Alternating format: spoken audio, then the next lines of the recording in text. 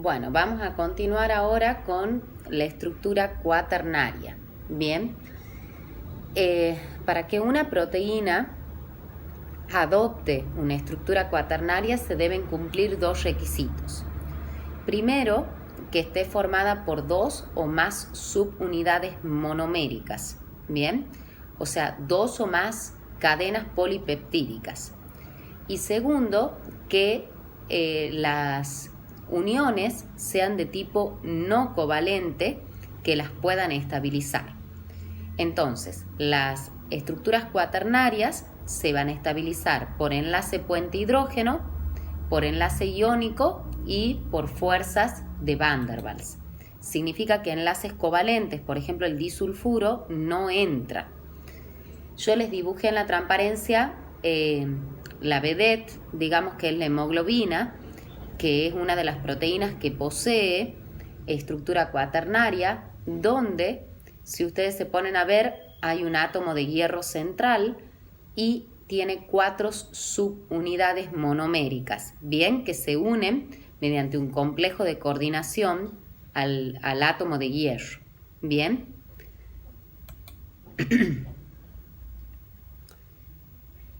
Lo que tienen que tener en claro que, por ejemplo, si vemos el dibujo de la hemoglobina, tiene que estar el átomo de hierro con las 4 subunidades monoméricas. Si no está dispuesto así, cada subunidad monomérica no puede ejercer la función biológica de esa proteína. Bien. Tenemos un ejemplo, la insulina, bien, que la insulina sí tiene 2 cadenas polipeptídicas, pero se une por un enlace disulfuro, o sea que es un enlace de tipo covalente.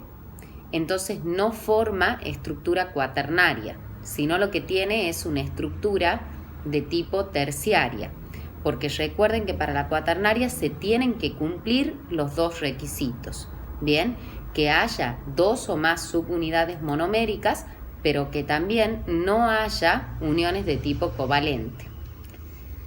Yo en la siguiente transparencia les he puesto, no sé si se ve muy bien, un cuadrito entre la estructura primaria, secundaria, terciaria y cuaternaria como un resumen, donde la estructura primaria se refiere al número, secuencia y cantidad de aminoácidos.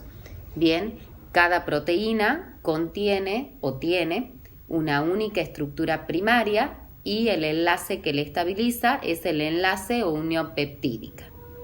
En el caso de la estructura secundaria se refiere a la disposición que adopta la cadena polipeptídica en el espacio, se estabiliza por puente hidrógeno, donde si es la hélice alfa, el puente hidrógeno es intramolecular, hoja plegada beta, intermolecular. Después tenemos las proteínas de colágeno y las estructuras al azar, que hemos dicho que eran mezclas entre la hélice alfa y la hoja plegada beta. Respecto a la estructura terciaria, se refiere al plegamiento que adopta en el espacio la proteína. Se requiere la estructura terciaria para un correcto funcionamiento de la misma. Pueden ser fibrosas o globulares con las características que hemos dado. Se estabilizan por uniones iónicas, fuerzas de Van der Waals, puente hidrógeno y puente o unión disulfuro. Y la estructura cuaternaria es un grado de organización superior donde se presentan aquellas proteínas multiméricas y que a su vez no presenten uniones de tipo covalente. Por consiguiente, son las mismas uniones que la terciaria menos la disulfuro. O sea que está la unión iónica, la fuerza de Van der Waals y el puente hidrógeno. Bien. Después le he puesto una preguntita de examen que diga la incorrecta. Bien, la van a leer y la van a hacer como ejercitación. Y con respecto a la última parte de proteínas, que es la desnaturalización de proteínas. ¿Cómo se va a definir la desnaturalización? Por acción de agentes desnaturalizantes las proteínas van a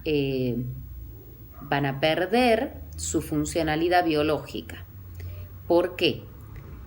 Porque se pierde la estructura terciaria, secundaria, cuaternaria, terciaria o secundaria, de acuerdo a la que la tenga, pero no la estructura primaria. O sea que la secuencia no se pierde. Pero si una proteína tiene estructura terciaria, con esa estructura ya cumple su función biológica. Bien, si la desnaturalizo, solamente va a quedar su estructura primaria, pero con su estructura primaria no cumple su función biológica.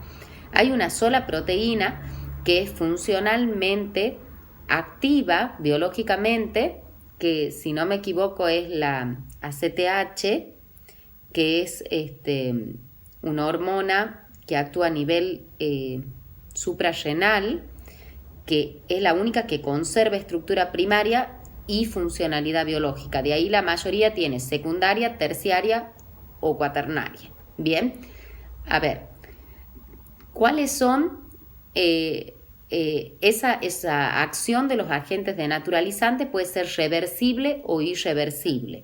Bien, irreversible significa que una vez que cesa o se termina la exposición del agente desnaturalizante, la proteína no retoma su funcionalidad biológica. Bien, en cambio, si ese agente, esa exposición ha sido de forma reversible, significa que una vez concluida la exposición frente al agente desnaturalizante, la proteína retoma dicha funcionalidad que tenía. Bien, en la última transparencia yo lo que les he puesto son ejemplos de factores o agentes que pueden causar la desnaturalización de las proteínas. Bien, físicos, hablamos el calor o la temperatura, que es lo mismo, que puede tener dos efectos. Bien, irreversible o reversible. Hagamos de cuenta que una enzima tiene su funcionalidad biológica óptima a una temperatura de 37 grados centígrados.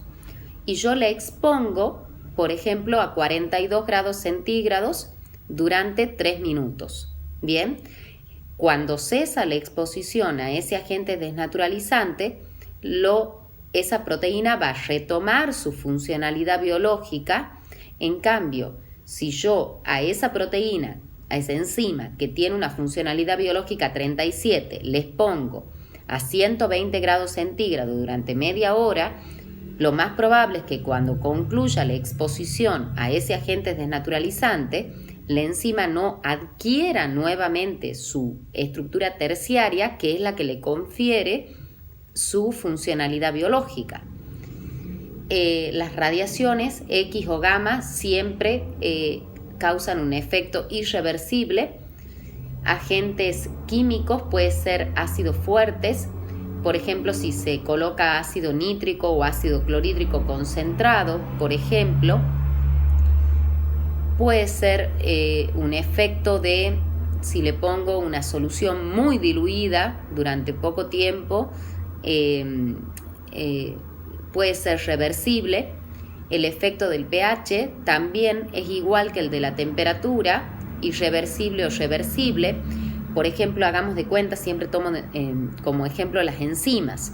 Si una enzima es óptica, tiene su actividad óptica, actividad específica óptica, un pH de 6, y les pongo frente a una solución, a un medio que tenga un pH de 5 durante 10 minutos, lo más seguro es que el proceso sea reversible. Pero si esa proteína tiene una funcionalidad biológica a pH 6 y le expongo a un medio extremadamente alcalino de pH 13 durante 24 horas, lo más seguro es que esa proteína no retome su funcionalidad biológica después del cese de la exposición. Y también es irreversible el agregado de sales de metales pesados, por ejemplo, sales que contengan plomo, que contengan mercurio. Bien.